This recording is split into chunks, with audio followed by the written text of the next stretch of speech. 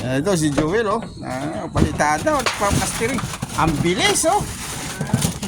Oh, tingnan nyo, idol, oh. Okay na, yan, oh. Yan, CFC. Ang gagaling nila, oh. Tingnan nyo, oh. Oh. Tingnan nyo, oh. Nagpa-plastering sila, mga idol. Oh, yan, oh. Oh. Panis. Panis. Uy, si Joel. Ang bilis. Panis.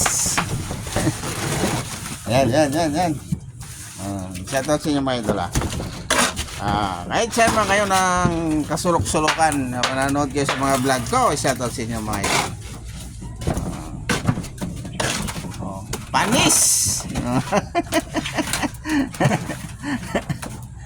Yan idol, oh. Okay na, so ayun, matatapos na rin yan.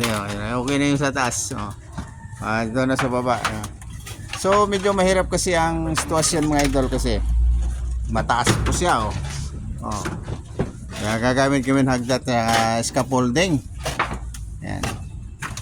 Kaya medyo ano kasi idol kasi nagsisit up pa kami ng mga scaffolding. Kakain na ng oras. Kaya hindi mo madali-dali idol. So okay na rin siya idol, natatapos na siya. So waterproofing na lang yan kailangan yan. Pero nilagyan po namin idol ng Sahara yung simento, yung pinaghaluan mga idol. Sahara po yan. So waterproofing na rin siguro pagkatapos niya idol, para wala na talagang tagas-tagas problema sa loob mga idol, sa loob ng bahay. So hanggang dito na lang idol, at God bless inyo lahat mga idol. Mag-ingat kayo. Sana follow nyo yung aking mga vlog yan, tsaka i-share nyo mga idol, like nyo, share nyo.